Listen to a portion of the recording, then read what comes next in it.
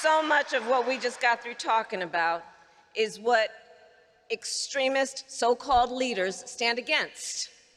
Since our administration has started, not one Republican leader in Washington voted to rescue our nation in the middle of a pandemic, including when we proposed resources for our children and our educators.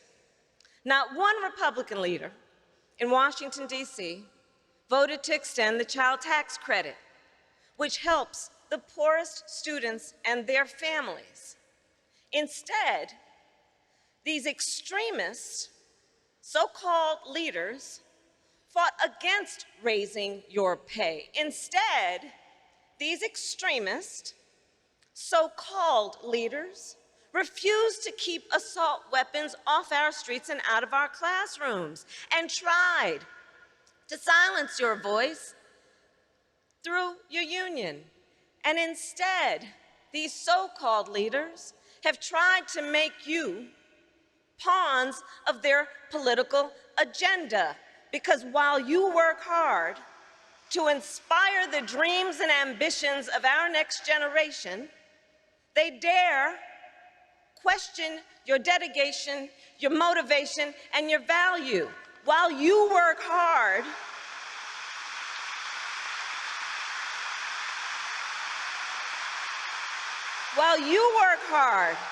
to teach the principles of liberty and freedom in your classroom, these so-called leaders are taking freedoms away.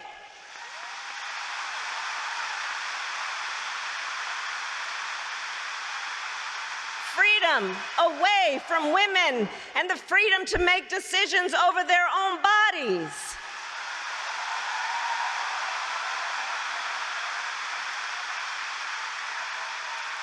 Freedom away from a kindergarten to third grade teacher in Florida to love openly and with pride.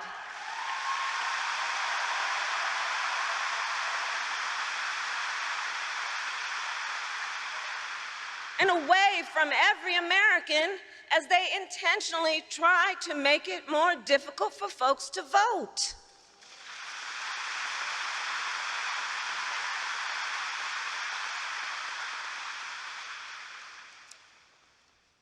We are 126 days away from an election, and we all know what we need to do.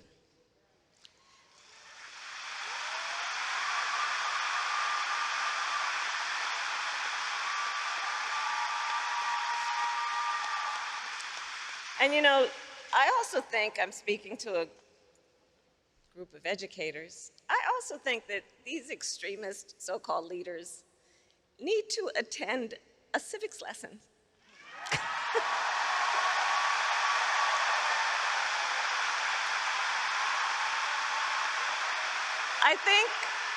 I actually think it would benefit us all if they sat in your classroom for a few days to remember how a democracy works.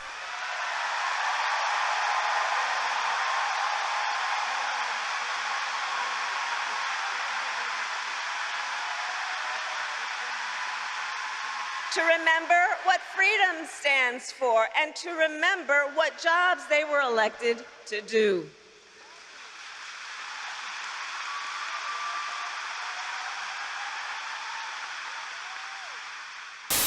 So these are the values that our administration stands for. And I think when it comes down to it, it's basically this. When you know what you stand for, you know what to fight for.